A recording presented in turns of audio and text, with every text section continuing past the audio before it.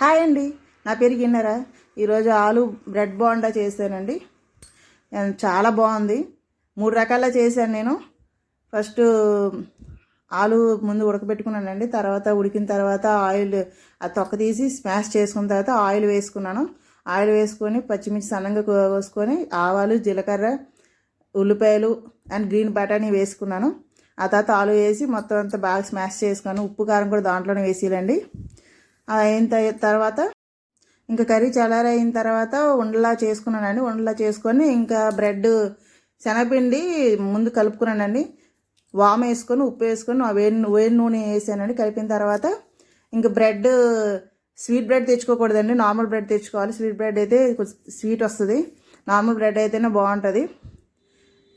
అది తెచ్చుకున్న తర్వాత సైడ్ లైన్ కోసుకొని ఇంక వాటర్లో ముంచుకొని బాగా వాటర్ అంతా స్పీచినట్టు గట్టిగా నొక్కుని ఆ తర్వాత బ్రెడ్ పెట్టి ఇంకా ఉండల్లాగా చేసుకోవాలండి. ఇంక రౌండ్ బోండాలా చేసుకొని ముందు ఒకటే నేను నార్మల్గా వేసానండి, శనగపిండిలో వేయకుండా వేసాను. అది తర్వాత ఇంకా శనగపిండిలో ఒకసారి వేసాను, అదొకసారి ఇదొకసారి, తర్వాత నార్మల్ బోండా చేశానండి.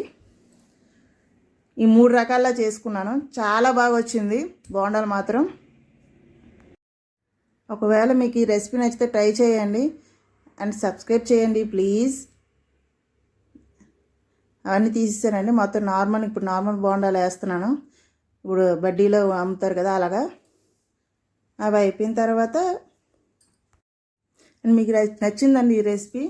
చాలా బాగుంటుంది, ట్రై చేయండి. చూస్తూ ఉండండి. బాయ్.